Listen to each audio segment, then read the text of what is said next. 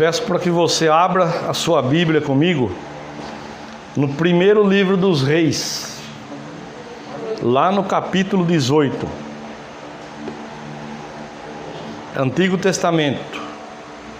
Gênesis, Êxodo, Levítico, Números, Deuteronômio, Josué, Juízes, Rute, Samuel, Reis. Primeiro livro dos Reis, capítulo 18. Nós vamos falar aqui sobre o profeta Elias. Então, para a gente chegar aqui, vamos relembrar um pouquinho o que aconteceu. Um dia Deus foi lá e chamou Elias. Quem era Elias? Era um advogado, um estudioso? Não, era um homem do povo. Elias o tisbita, dos moradores de Gileade. Deus foi lá, levantou Elias, mandou ele ir diante do rei Acabe, que era um rei perverso, que na verdade ele era o rei, mas quem reinava no reinado dele era a esposa dele, chamada Jezabel, que era uma mulher terrível, que era a própria personificação do Satanás. Ela que mandava, né?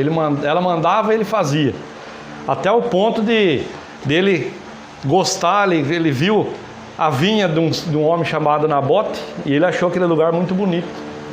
Então ela falou para ele: vai lá e compra. Aí ele foi lá e o Nabote não quis vender a vinha para ele.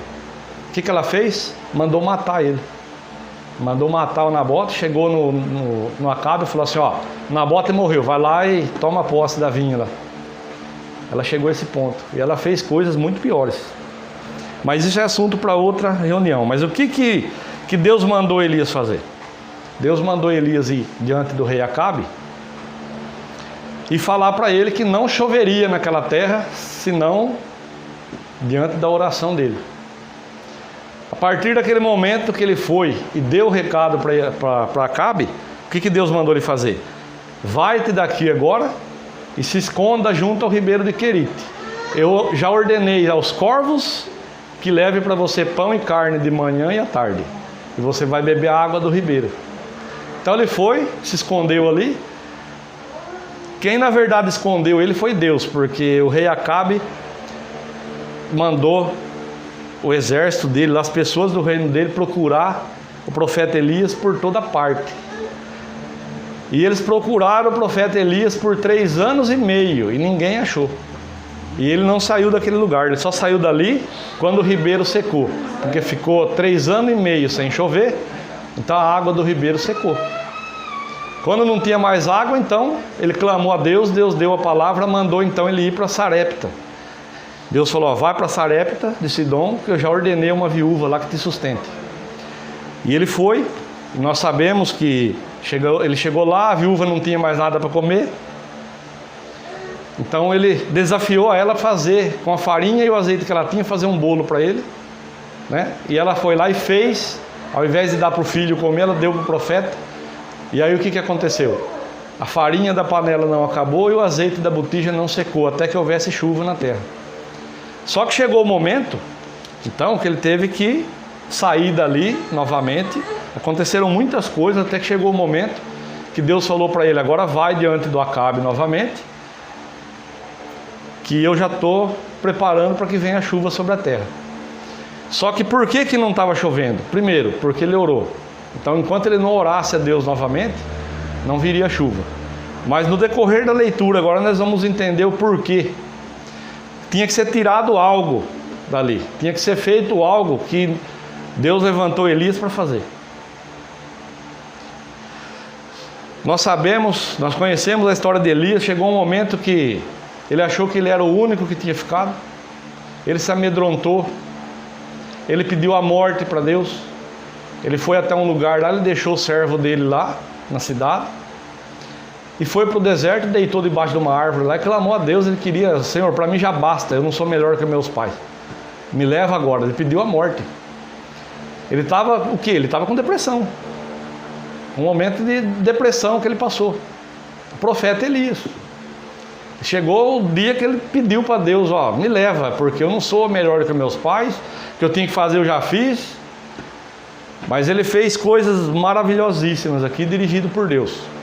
Depois de tudo que ele fez, por causa de uma ameaça da Jezabel, que ele sabia muito bem quem era, né? Que ela era terrível. Por causa de uma ameaça dela, ele pediu a morte para Deus. Ele deixou aquilo entrar no coração, ele entrou naquela de ficar deprimido e pediu a morte. Então, nem o profeta Elias passou ileso a isso. Então, mas nós sabemos que a depressão é uma doença na alma, é espiritual. Mas não é o caso de hoje. Mas Deus trouxe ao meu coração para que eu falasse, eu vou falar, porque se eu não falar, Deus cobra de mim depois. Nem o profeta Elias deixou de passar por isso.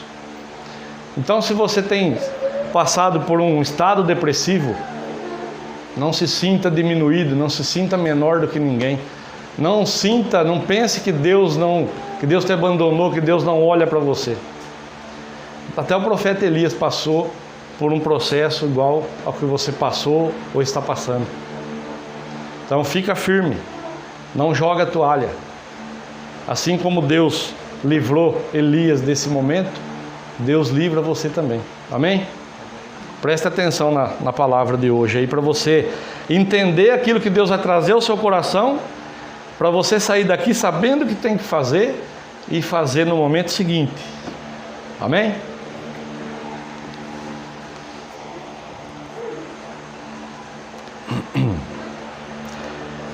Capítulo 18, primeiro livro dos Reis. Na minha Bíblia aqui, ó, tem um título assim: Elias vence os profetas de Baal. Algum tempo depois, no terceiro ano daquela severa estiagem, o Senhor Deus ordenou a Elias. Olha o que Deus falou para ele: vai e apresenta-te diante de Acabe, eis que vou mandar chuva sobre a face da terra. Então Deus chamou ele e falou: ó, tá bom já de se esconder, vai lá agora, pode sair do seu esconderijo, vai diante do rei novamente, porque o que Deus ia fazer? Eis que eu vou mandar chuva sobre a face da terra. Então Deus já falou para ele, ó, vai diante do rei, porque eu vou mandar chuva na terra, depois de 3 anos e meio. Mas por que Deus então não fez chover depois dos 3 anos e meio? Porque tinha algo para ser feito e o rei aqui teve que ser afrontado. E o Elias era um homem de coragem, porque na primeira vez que ele foi diante do rei Acabe, falar assim, ó rei, não vai chover na terra, senão segundo a minha oração. Tchau, virou e foi embora. O rei podia ter falado: prenda esse rapaz aí, pode degolar, pode matar. Quem que ele está achando que ele é? Mas não fez. E foram 3 anos e meio de seca, sem cair orvalho, sem cair uma gota de chuva. Pensa, 3 anos e meio. Então já não tinha mais pastagem, já não tinha mais água, já estava acabando.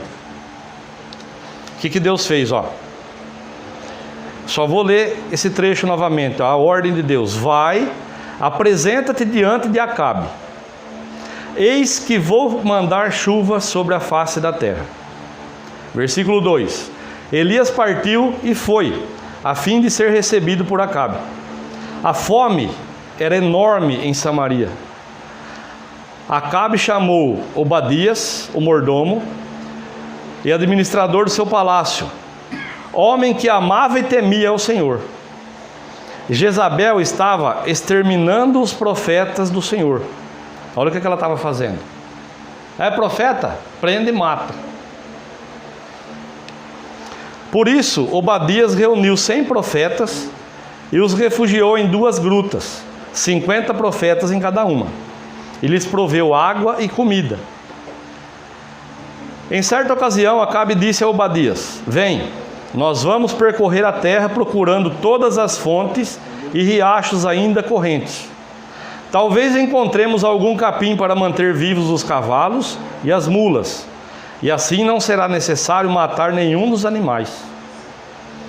Para cumprirem esta tarefa, dividiram o território e planejavam percorrer. Acabe foi numa direção e Obadias seguiu para o outro lado. Enquanto Obadias estava a caminho, Elias o encontrou. Versículo 7. E Obadias o reconheceu e imediatamente se prostrou com seu rosto rente à terra, e indagou: És tu mesmo, meu senhor Elias? Ao que prontamente Elias respondeu: Sou eu. Por favor, vá depressa comunicar ao teu senhor que Elias está aqui. Então, quando ele encontrou o Obadias, que ele tinha se dividido com o rei Acabe, Obadias encontrou ele, o que ele fez? Sou eu mesmo. Faz um favor para mim, vai lá procurar o seu rei lá, seu senhor, e fala para ele que Elias está aqui. Aí, olha o que Obadias respondeu. Entretanto, Obadias lhe questionou, versículo 9: Mas o que fiz de errado, que pecado cometi, para entregares teu servo nas mãos de Acabe, a fim de que me mate? Juro pelo Senhor, o teu Deus, que não há uma só nação ou reino, aonde o rei, meu senhor, não enviou alguém para procurar por ti. E todas as vezes que uma nação ou reino afirmava que tu não estavas refugiado em suas terras, ele os fazia jurar que haviam se empenhado em tua procura, mas não havia sido possível encontrar-te. Contudo, agora me ordenas para ir e entregar ao meu senhor a seguinte mensagem: Elias está aqui. Não sei para onde o Espírito do Senhor poderá levar-te quando eu te deixar. Se eu for dizer isso a Acabe e ele não te encontrar, ele me exterminará. E eu, que sou teu servo, tenho adorado ao Senhor desde a minha juventude. Porventura não foi contado ao meu senhor o que fiz quando Jezabel massacrou os profetas do Senhor? Como escondi 100 profetas do Senhor em grupos de 50, em 2 cavernas, e os abasteci de comida e água? E agora as ordenas: vai dizer ao teu amo, Elias está aqui. Ele simplesmente vai acabar com a minha vida num instante. Então olha só a posição que o Elias colocou o Obadias. Todo mundo saiu procurando o Elias por todo lado, ninguém encontrava o Elias. Por quê? Foi Deus que escondeu. Eles chegavam, não encontrou Elias. Não está lá, não. Não está aqui, não. Não está lá, não. Não está na sua cidade, não. O que ele falou? Agora eu chego lá, falo que o senhor está aqui, ele vai me matar. E os profetas que eu escondi lá? Eu que estou provendo pão e água para eles. O que eles vão fazer? Olha a posição que o senhor está me colocando, o Obadias. Aí então ele diz assim, versículo 15. Então Elias assegurou-lhe: juro pelo nome do Senhor dos Exércitos a quem sirvo, que ainda hoje eu mesmo me apresentarei diante de Acabe. Então, o homem de Deus, o servo de Deus, a mulher de Deus, não pode se amedrontar diante das investidas de Satanás. Amém? Seja qual for a investida dele, seja na sua vida, na vida do seu cônjuge, nos familiares, nos filhos, seja qual for a maneira que ele se levante, no seu trabalho, nós não podemos nos abater diante das investidas do inimigo. O Obadias estava se sentindo de que forma aqui? No entendimento dele, o diabo armou para mim. Esse homem não aparecia, agora ele vem e manda eu ir lá diante do rei e falar que ele está aqui. Isso é coisa do cão. Eu chegar lá, vou falar, ele vai me matar. E ele fica aí. O que ele fez? Se amedrontou, mas ele foi. E o Elias? Ele indo ou não indo, Elias está dizendo aqui, hoje mesmo eu vou me apresentar diante de Acabe. O Elias era um homem simples, um camponês que foi levantado por Deus, foi diante do rei, deu o recado, ficou 3 anos e meio escondido. Nesses 3 anos e meio aí ele comia carne, e pão e água. Quem levava carne e pão? Os corvos. E a água ele tirava do ribeiro. Então não foi um homem que foi sendo preparado por Deus. Não, ele obedeceu. Não se amedrontou, não se encolheu. Quando Deus falou, ele foi lá e fez. E Deus honrou Elias? Muito. Muito. Nós vamos ver mais para frente aqui. Aí então, no 15 aqui ele fala, eu lhe asseguro, juro pelo nome do Senhor dos Exércitos, a quem sirvo, que ainda hoje eu mesmo me apresentarei diante de Acabe. 16. Então Obadias foi ao encontro de Acabe e lhe comunicou tudo o que havia visto e ouvido. E Acabe foi se encontrar com Elias. Assim que Acabe viu Elias, questionou-lhe: és tu mesmo, ó flagelo de Israel? Talvez na sua Bíblia está escrito assim, ó: é você mesmo o perturbador de Israel? É assim que está aí? A culpa de não estar tendo chuva lá era de quem? Era de Elias. Versículo 18. O Elias simplesmente obedeceu a Deus. Deus chamou, falou: vai lá, fala para ele. Ele fez, ele obedeceu. Então a culpa era de quem? A culpa era do Acabe e das coisas terríveis que a Jezabel estava fazendo. A culpa não era dele. Mas aqui, a declaração dele: é você mesmo o perturbador de Israel. Então, o que ele estava fazendo? Lançando a culpa da seca, de não chover, na costa de Elias. Mas Elias era servo de Deus, ele só obedeceu. Então a culpa era de quem? Era dele, era da Jezabel. E é diferente hoje? É diferente comigo? É diferente com você? Quando as coisas não estão dando certo, quando não está tendo chuva na terra, quando não está tendo dinheiro, quando não está tendo serviço, quando a saúde não está bem, quando os filhos não estão bem, quando o casamento não está bem, o que é natural meu e seu fazer? Procurar culpado. Ah, mas a culpa é da minha esposa, a culpa é do meu marido, a culpa é do fulano de tal, a culpa é de não sei quem, né? É ou não é? Ou é só eu que sou assim? A culpa é sempre... Normalmente a gente coloca a culpa até no cachorro, no passarinho, no diabo. O diabo normalmente é o primeiro, né? Da lista.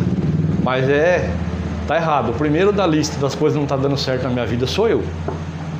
E segundo, pode até ser que seja o diabo. Mas tem vezes que até o segundo da lista sou eu também. É que nem o grupo que eu fiz no WhatsApp. O grupo meu chama Eu Comigo Mesmo. Então, o primeiro da lista sou eu e o segundo eu mesmo. Na maioria das vezes. Mas é natural do ser humano, o ser humano é falho. Todos nós somos falhos. Eu não estou falando aqui que é o irmão. Não, eu sou assim também. A gente é falho. A Bíblia fala que nós somos maus, né? Nós somos falhos. E é natural do ser humano, quando as coisas não estão dando certo, começar a procurar culpado, né? Hoje, qual que é a bola da vez? A culpa é da política. A culpa é, né? E é isso e aquilo. A gente está sempre procurando culpado. O que a gente tem que fazer? Parar, peraí, deixa eu ver onde que eu estou errando. Primeira coisa. Aí se eu identificar que a culpa não é minha, então eu vou procurar. Eu identifiquei, não sou eu. Ah, é minha esposa, ah, é meu marido, é meu filho, é meu patrão, é meu vizinho, é o cachorro. Então aí eu vou procurar resolver, mas primeiro eu tenho que identificar. O que o rei fez? Ah, é você perturbador de Israel.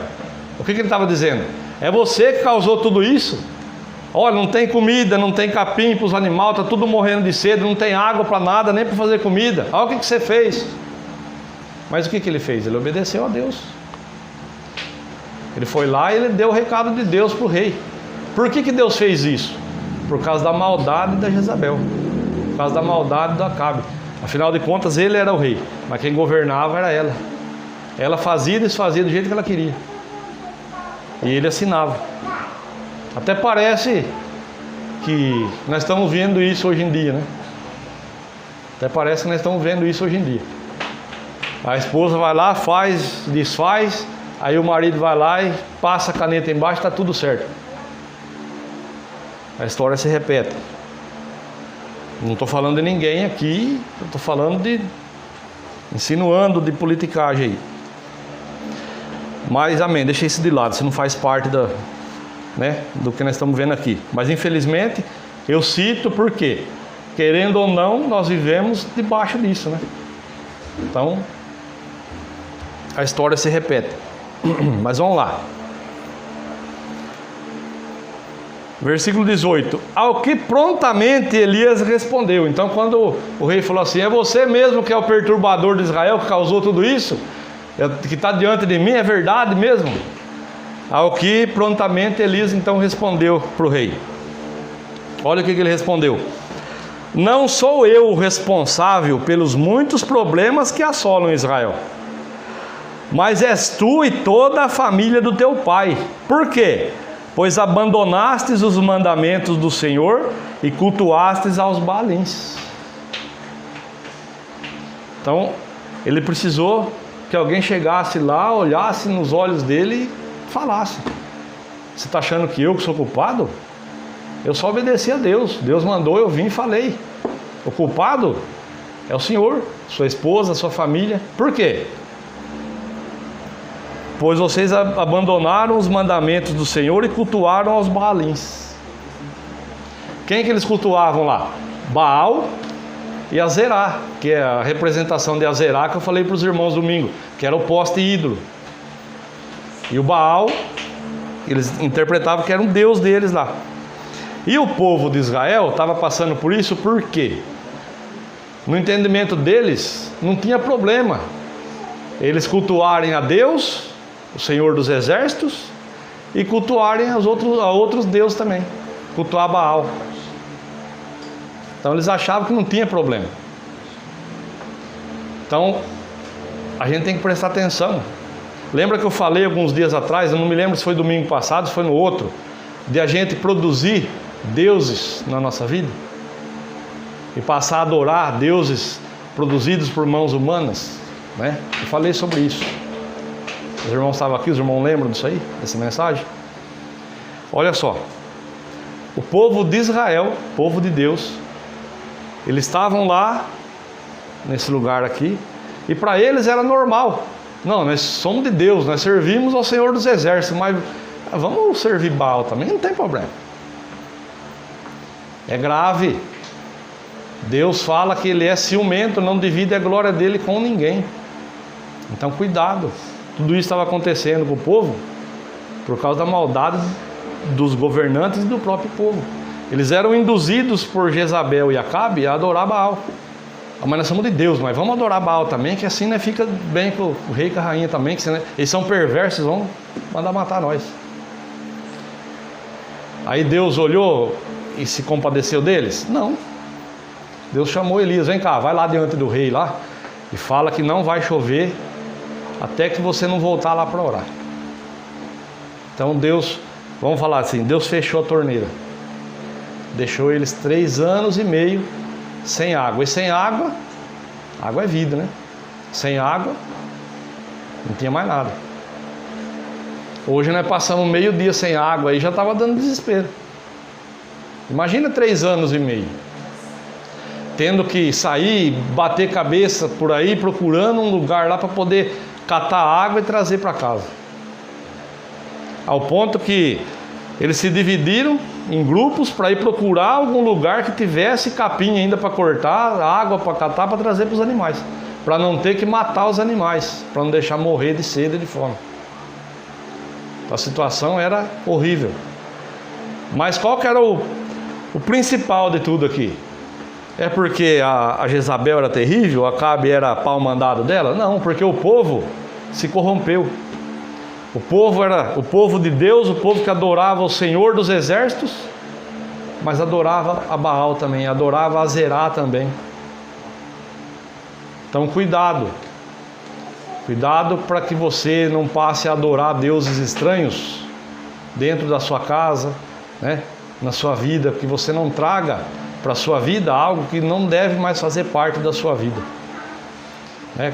Nós como servos de Deus, eu me converti, então eu vou até entrar, eu vou me colocar como exemplo, eu vou entrar nisso e eu vou até fazer questão que o Guto coloque isso nessa gravação, a hora que ele colocar.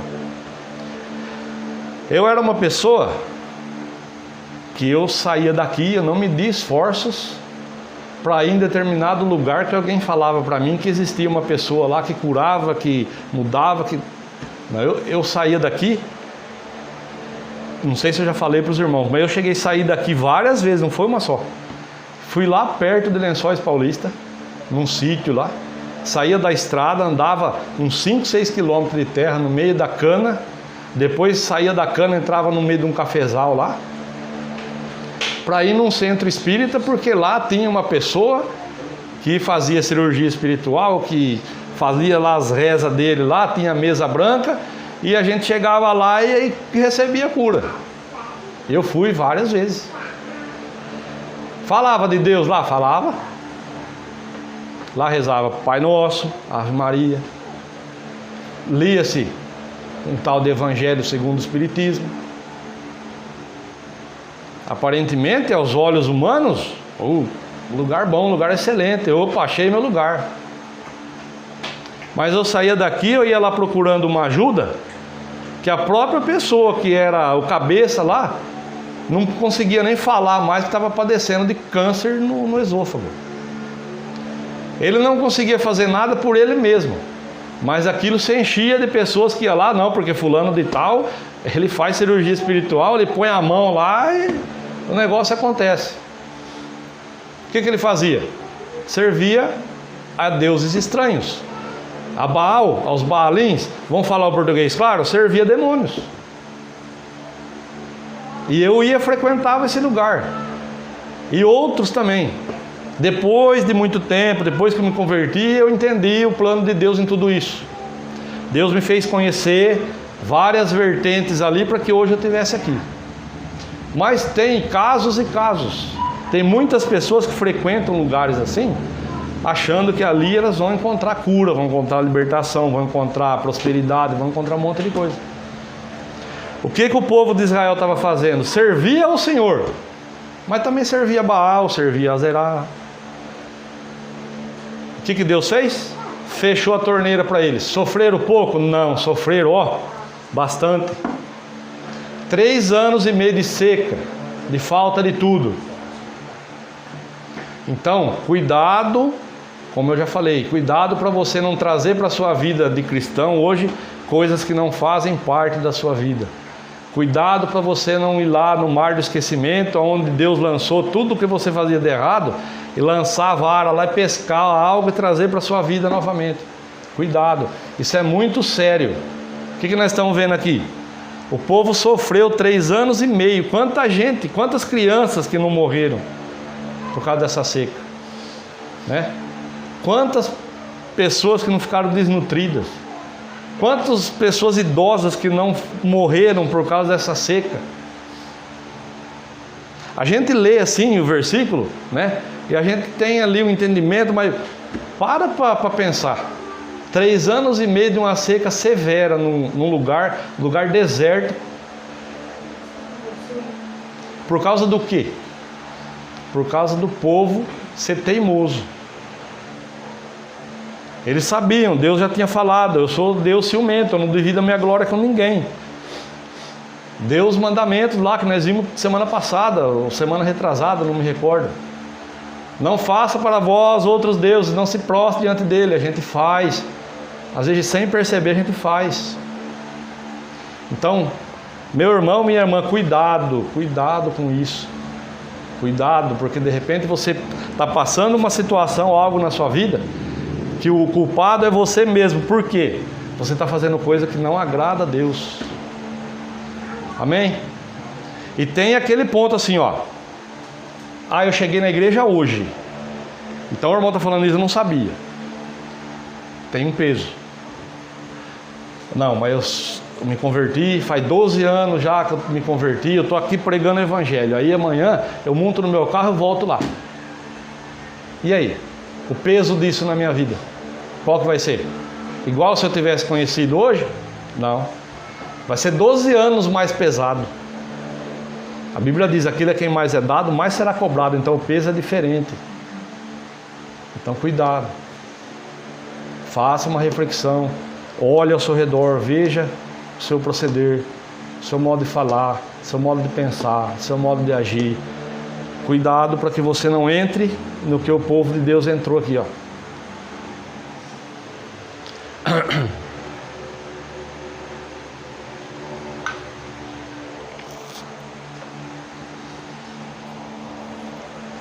Vamos ver em seguida então o que aconteceu. Versículo 19. O Elias falando aqui pro rei Acabe, agora, pois, dá ordem para que se reúna a mim todo o Israel, no alto do Monte Carmelo, como também os 450 profetas de Baal, e mais os 400 profetas de Azerá. que se fartam na mesa de Jezabel. Diante deste desafio, Acabe convocou os filhos de Israel e reuniu todos os seus profetas no Monte Carmelo.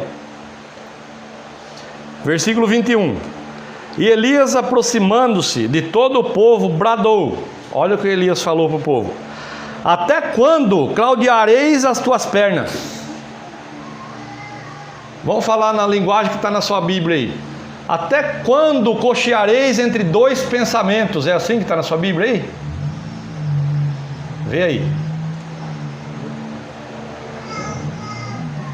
Versículo 20. Versículo 21, aliás. Como que está na sua Bíblia? Lê para mim.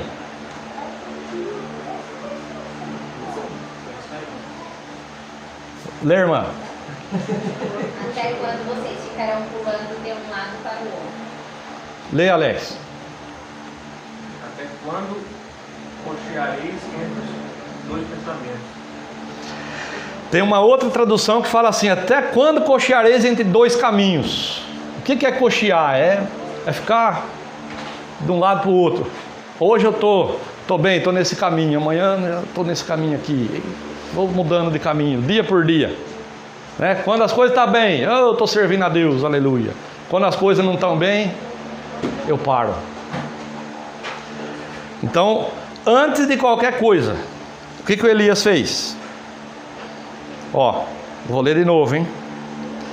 Vou falar naquela outra tradução. Então Elias, aproximando-se de todo o povo, bradou: até quando cocheareis entre dois pensamentos?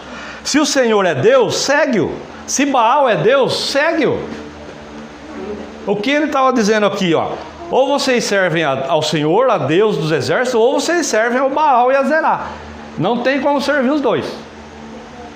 Amém? Ou eu ando num caminho ou eu ando no outro. Ou eu vou trilhar o caminho que Deus preparou para mim, ou não. Não tem como eu servir a Deus e servir ao diabo ao mesmo tempo. Como que Jesus deu exemplo? Vocês não podem servir a dois senhores. Ou você serve a Deus ou ao dinheiro. Mamon. Né? Jesus falou sobre isso. Agora, o que o profeta Elias exortou o povo aqui? Até quando vocês vão ficar cocheando entre dois caminhos? Se o Senhor é Deus, serve o Senhor. Se Baal é Deus, serve a Baal. Não tem como vocês servir dois senhores.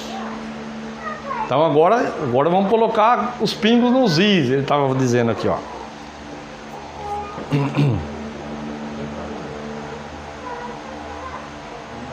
E o povo não lhe pôde dar resposta.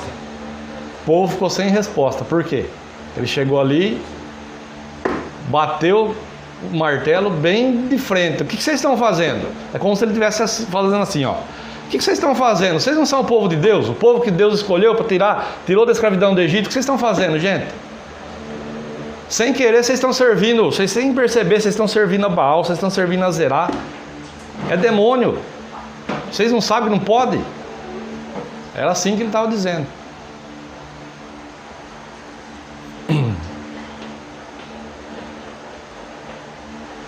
Versículo 22.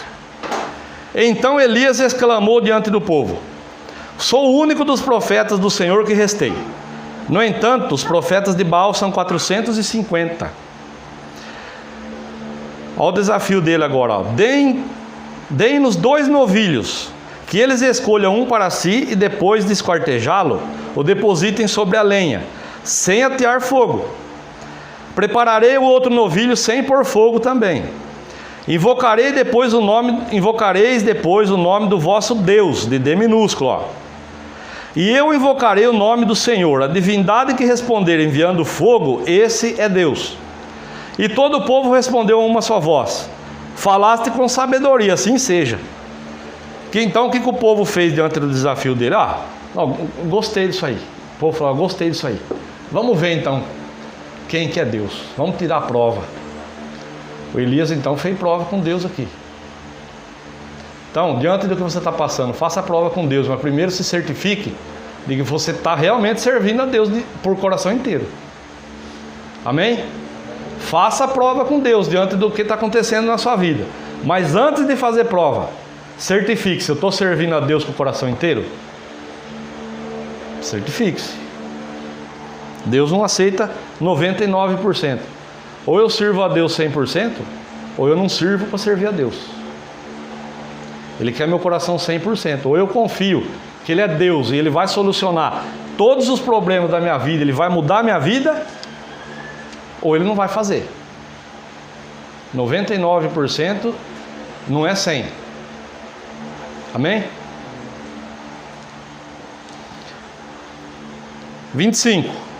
Elias então disse aos profetas de Baal: escolhei para vós um dos novilhos e preparai o primeiro, considerando que sois tantos. Clamai o nome do vosso Deus, contudo, não deveis atear fogo ao sacrifício. Eles tomaram o novilho e o fizeram em pedaços, e clamaram pelo nome de Baal, desde o amanhecer até o meio-dia, exclamando: ó Baal, responda-nos. Mas não houve voz nem sinal, e ninguém respondeu. E eles dançavam seus rituais em torno do altar que haviam construído. E ao meio-dia Elias começou a zombar deles, exclamando: gritai mais alto, já que ele é um Deus. Pode ser que esteja conversando com outras pessoas, ou ocupado com os seus negócios, ou mesmo viajando. Talvez esteja até dormindo, precise ser despertado. Então Elias, sabendo, conhecendo Deus que ele servia, e vendo que nada estava acontecendo, né, no altar lá que eles fizeram para o Baal, começou a zombar deles. Versículo 28. E mais, eles gritavam e clamavam, e conforme o seu costume religioso, se retalhavam com facas e com lanças afiadas, até escorrer sangue de seus corpos. Depois do meio-dia, eles profetizaram até a hora do sacrifício da tarde.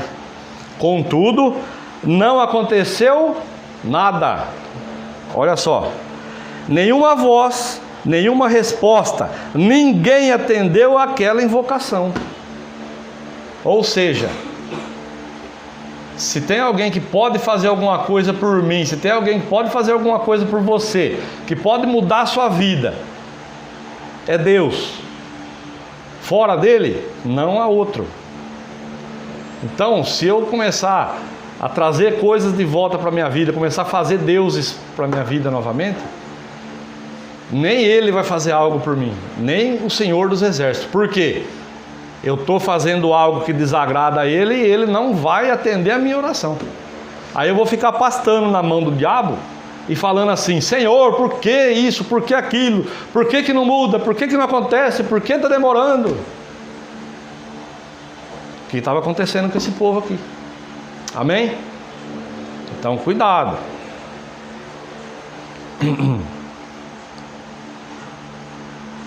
Versículo 30. Então Elias convocou todo o povo. Olha o que Elias fez. Chegai-vos a mim. Chamou o povo para perto ali, ó. E todo o povo se aproximou dele. E Elias recompôs o altar do Senhor que havia sido destruído. Aqui está o segredo, hein? Agora eu vou ensinar para você o segredo. Se você está orando desse jeito que eu acabei de fazer: ô Senhor, por que disso? Por que daquilo? Por que que não acontece? Por que está demorando? Né? Então agora eu vou te dar a receita do que você tem que fazer. A primeira coisa que Elias fez: Elias recompôs o altar do Senhor que havia sido destruído. Como que está na sua Bíblia, Alex? Lê para mim aí, no versículo 30. Então Elias disse a todo o povo: chegai-vos a mim. E todo o povo se chegou a ele e reparou o altar do Senhor que estava quebrado. Reparou o altar que estava quebrado. Como está na Bíblia da irmã? Versículo 30, irmã. Então Elias disse a todo o povo: aproxime-se de mim. E todo o povo se aproximou dele. Elias restaurou o altar do Senhor que estava em ruínas. Restaurou o altar. Antes de qualquer coisa, antes da gente orar a Deus, antes da gente fazer qualquer coisa, tem que reparar o altar. Porque quando a gente se desvia do foco, que nem fez esse povo aqui, é como se a gente tivesse quebrado, destruído o altar do Senhor. Amém? Então agora, Ai, Deus não responde, Deus não me ouve. Ah, por que está isso? Por que está acontecendo assim? Por que não passa? Tem que reparar o altar, tem que reconstruir o altar, tem que refazer o altar. Tem que consertar. Para depois buscar comunhão com o Senhor novamente. Como que eu faço isso? Eu tenho que me consertar com Deus, eu tenho que pedir perdão para Deus, eu tenho que rasgar o meu coração diante de Deus. Reparar o altar, reconstruir o altar. Amém? Então, é a primeira coisa. Refazer, reconstruir o altar que está quebrado, está fendido, como dizem outras traduções. Então, guarda isso no seu coração. E Elias recompôs o altar do Senhor que havia sido destruído. 31. Elias escolheu 12 pedras conforme o número das tribos dos filhos de Jacó, sobre os quais havia chegado a palavra do Senhor, afirmando: Israel será o teu nome. E tomando as pedras, reedificou o altar em nome do Senhor. Em seguida, fez em volta do altar fez em volta do altar uma valeta com 2 seás, capacidade para conter mais de 12 litros de sementes plantadas. Então arrumou toda a lenha, cortou o novilho em pedaços, colocou sobre a lenha e ordenou: enchei de água 4 grandes cântaros e derramai sobre todo o holocausto e a lenha armada. E acrescentou: repete esse procedimento segunda vez. E eles o fizeram a segunda vez. E de novo ordenou: fazei-o terceira vez. E eles assim o fizeram pela terceira vez, de modo que toda aquela água corria ao redor do altar, chegando a encher completamente a valeta que foi cavada. Olha a confiança do Elias no Deus que ele servia. Olha só, ele desafiou os profetas de Baal, 450, eles ficaram lá o dia todo clamando ao Deus deles, se cortaram com faca, com lança, para sangrar, que era costume religioso deles. E o que nós vimos aqui? Nada aconteceu o dia todo. Quando chegou a vez de Elias, primeira coisa, ele reparou o altar. Quando ele reparou o altar, é como se o povo estivesse fazendo assim: agora vai ser restaurada aqui a comunhão de vocês com Deus. Então ele foi lá, reparou o altar, consertou o altar que estava quebrado, arrumou a lenha em cima, cortou o novilho em pedaço, matou o novilho, cortou em pedaço, cru, colocou tudo em cima da lenha. O que ele fez depois? Mandou encher lá os cântaros e molhar tudo aquilo 3 vezes, ao ponto que aquele rego, aquela canaleta que ele tinha feito em volta do altar, ficou cheio de água. Então molhou a carne, molhou a lenha, molhou o altar, molhou o chão. Olha a confiança dele, a certeza que ele tinha do que ele ia fazer, por causa do Deus que ele servia. Olha só, versículo 36. Com a chegada do pôr do sol, quando se apresenta a oferenda, Elias, o profeta, aproximou-se e exclamou: olha a oração dele: ó Senhor, Deus de Abraão, de Isaque e de Israel, saiba-se hoje que tu és Deus em Israel, que sou teu servo e que foi por ordem expressa da tua parte que realizei todos estes atos de fé mediante a tua palavra. Agora, pois, responda-me, Senhor, atenda-me, para que este povo reconheça que só tu és o Senhor, o Deus de Israel, e fazes o coração do povo retornar para ti. Então, no mesmo instante, caiu o fogo do Senhor sobre o sacrifício, que queimou completamente, bem como toda a lenha armada, as pedras e todo o chão em volta, e ainda secou toda a água que enchia a valeta.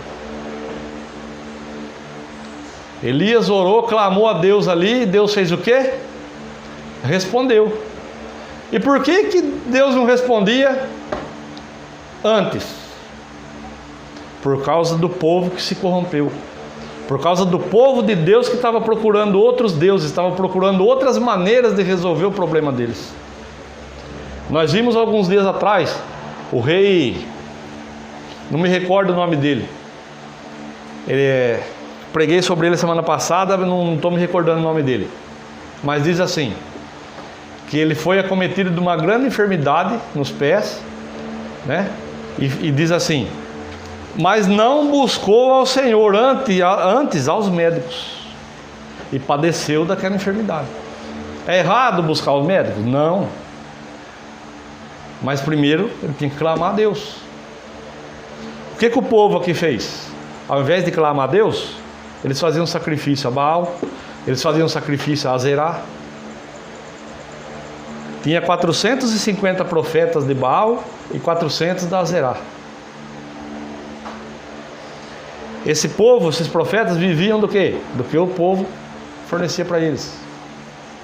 E o povo se corrompeu. E a seca estava grande, e estava todo mundo padecendo. Por quê? Porque eles tentavam resolver os problemas deles fora do contexto que Deus tinha chamado eles para fazer. Hoje, eu e você, se a gente tentar resolver os nossos problemas espirituais fora daqui, além de não resolver, vai piorar as coisas. Por quê? Chegou um dia que eu falei assim, Senhor Jesus, eu te aceito como o único suficiente Salvador da minha vida. Muda a minha vida, Jesus. Ele mudou. Só que se no mês seguinte eu voltasse lá onde eu estava falando para os irmãos que eu ia, ou lá em Jaú, no outro lugar que eu ia lá, ou aqui, ó, eu me converti, estou indo para a igreja, só que dá uma mãozinha para mim aí. Nem a pessoa ia fazer, né? E nem Deus. Porque aí eu teria pecado contra Deus, então Deus não ia me ouvir, não ia fazer o que eu estava pedindo e nem a pessoa que eu estava procurando.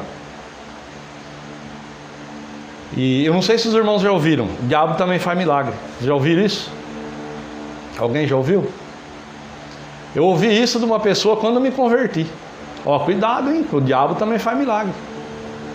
Só que depois ele cobra o preço. E de fato tem uma certa razão. Porque ele dá o anel, mas ele quer o dedo a troco. Mais dia, menos dia, ele vem cobrar o preço. Não tem pessoas no mundo aí fora que fazem pactos com o diabo? Tem. Isso é verdadeiro. Mas o preço é alto a se pagar. Qual é o preço que essas pessoas pagam? A própria alma. O dia que ela morre, a alma vai direitinho para baixo. Sem chance de mudança. Agora nós que nos reunimos todo domingo para buscar Deus, para louvar, para buscar a palavra, o que nós estamos trilhando? O caminho da salvação, não é esse?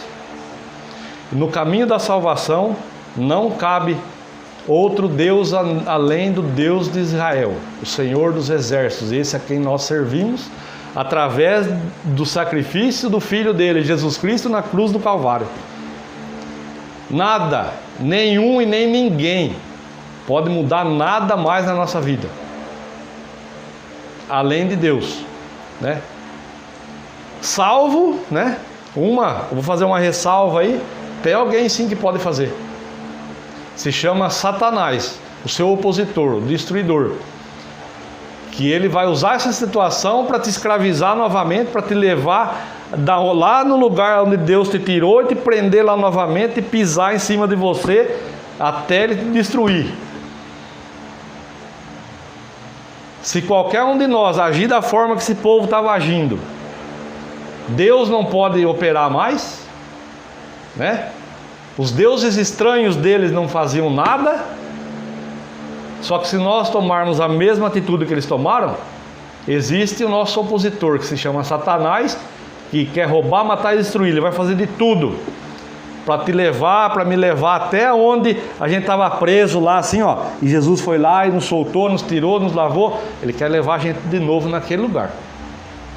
Ele quer prender a gente de novo naquele lugar. Ele quer pisar em cima, ele quer fazer tudo o que ele fazia. Só que agora ele vai fazer mais forte. Por quê? Recebeu Jesus, libertou, pisou na minha cabeça. agora quer me servir de novo, primeiro vai apanhar bastante. Então ele prende lá e ó.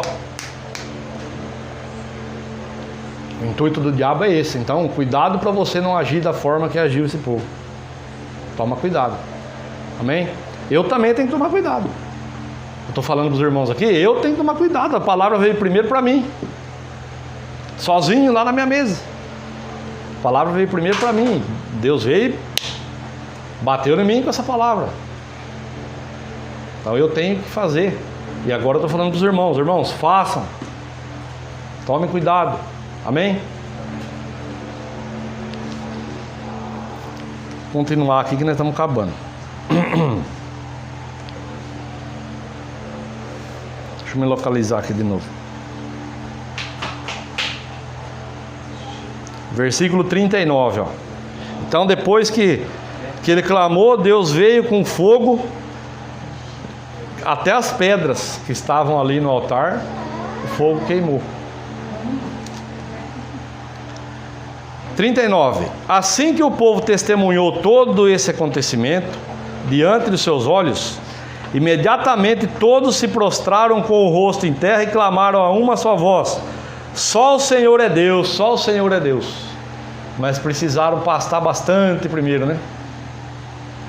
Precisaram pastar bastante.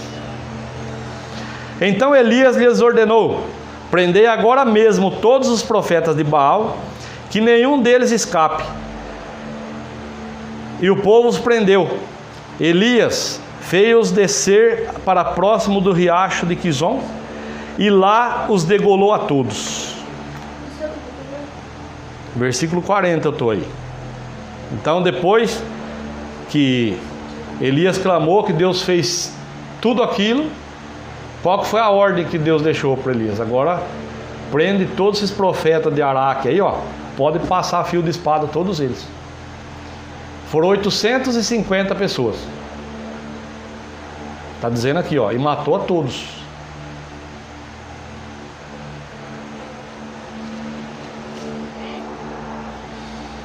Versículo então 41 agora, ó. Em seguida, orientou Elias a Acabe: eis que agora pode subir, comer e beber, porquanto já ouço o barulho da chuva que se aproxima. Ou seja, isso precisava ser feito. Enquanto Deus não fosse tirado do meio do povo ali, toda essa prostituição espiritual que estava tendo aqui, não ia chover. Lembra lá no início da leitura o que Deus falou para Elias? Vai diante de Acabe e fala para ele que eu já estou preparando para mandar chuva. Então Deus já falou: vou mandar chuva sobre a terra. Só que tinha que ser tirado do meio toda aquela prostituição espiritual. Tudo que eles estavam fazendo, eles estavam servindo a Baal e a Azerá. Os cultos dessa deusa Azerá era prostituição a céu aberto. Os cultos dessa deusa, quem servia a deusa Azerá, eles interpretavam que Baal era Deus e Azerá era deusa, que era um casal de deuses. Então era prostituição a céu aberto. Pensa em coisa errada. Pensou? É pior do que você pensou.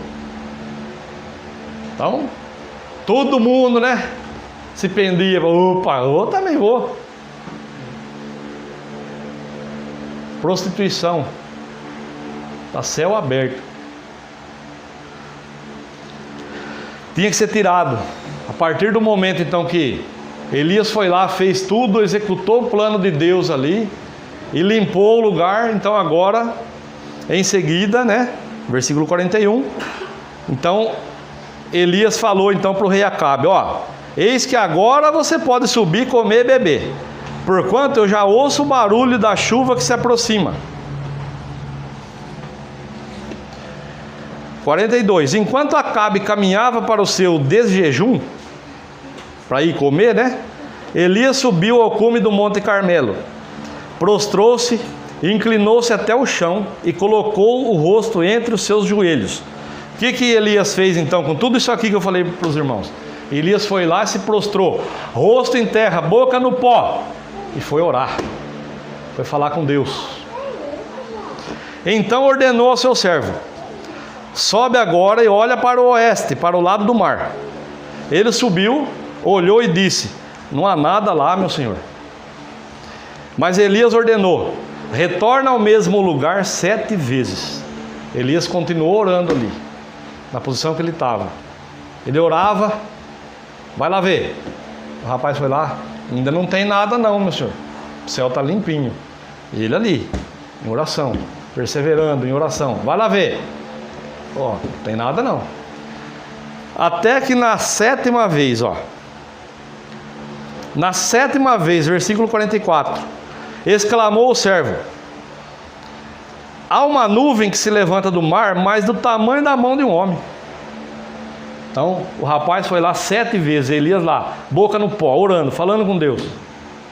Senhor, na oração dele: Senhor, foi feito o que o Senhor mandou, matei todos, foi feito a limpeza, todo mundo entendeu que estava fazendo coisa errada. Cadê a chuva, Senhor? E o moço ia lá: ah, não tem nuvem não tem nada. E ele lá, clamando a Deus. Até que o rapaz chegou: ô Elias, ó, do lado do mar lá tem uma nuvem se levantando, mas ó, do tamanho da mão de um homem, pensa. Com desdém. Uma pequena nuvem do tamanho da mão de um homem. Olha o que ele falou então. Então Elias respondeu: sobe e leva essa mensagem para Acabe. Prepara o teu carro e desce antes que a forte chuva te impeça de ir. Então quando ele recebeu: ó, profeta, tem lá uma nuvem lá, mas tamanho da mão de um homem, coisinha insignificante. Então ele já sabia: não, Deus já está trabalhando então. Ó, vai lá e fala para o Acabe montar no carro dele lá logo e descer rápido, porque se começar a chover ele não vai conseguir descer, porque vem vindo chuva abundante aí. 45. Em pouco tempo o céu se escureceu completamente com muitas nuvens. Chegou a ventania e caiu uma grande chuva. Acabe subiu em seu carro e partiu apressadamente para Jezreel. Ou seja, o homem de Deus ligado na videira, servo de Deus, obediente, sabia o que estava fazendo, conhecia o Deus que servia. Quando o moço falou: ó, tem uma nuvem lá, profeta, mas insignificante, do tamanho da mão de um homem, eu fiz assim, ó. Não vai acontecer nada não. Pode ir lá avisar ele que vem vindo uma chuva abundante aí. Porque ele sabia: Deus não, ele vai honrar, ele não vai deixar a palavra dele cair no chão. Ele falou que ia mandar chuva, ele vai mandar. O que tinha que ser tirado do meio foi tirado. Então agora Deus vai fazer a parte dele. Assim como na minha vida e na sua vida, o que tiver que ser tirado do meio, a hora que for tirado, aí Deus vai fazer a parte dele. Enquanto não tirar, enquanto eu não parar de fazer errado, enquanto eu não tirar a parte que me cabe eu fazer, Deus não vai fazer o milagre acontecer. O que nós vimos aqui hoje? O povo se corrompeu, o povo sofreu 3 anos e meio sem água. Enquanto não foi tirado do meio o pecado que estava sendo feito aqui, ó, Deus não operou. Então, enquanto você não fizer a sua parte, Deus não faz a dele. Enquanto você não tirar o que tem que ser tirado, Deus não vai operar. Aí você vai continuar clamando assim, ó: Senhor, por que isso? Por que eu estou passando por isso? E por que não acaba? Por que está demorando? O Senhor não me ouve? Eu posso te garantir que daqui 10 anos nós vamos falar sobre isso e você vai pensar assim: meu Deus, ele parece que ele está escutando a oração que eu faço faz 10 anos já.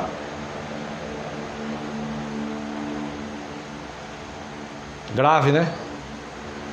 Eu já passei por isso. Enquanto eu não tomei atitude, nada mudou, nada aconteceu. Eu não estou falando para os irmãos do que eu vi, eu estou falando do que eu passei. Aconteceu comigo. Enquanto eu não fiz, nada aconteceu. Nós vimos aqui, ó, enquanto não foi tirado o pecado, enquanto não foi desfeito o que estava aqui, ó, atrapalhando de Deus agir, enquanto não foi morto esses profetas, enquanto não foi reparado o altar, nada aconteceu. Pensa quanta gente que não morreu durante esses 3 anos e meio de seca. Quanta privação que esse povo não teve.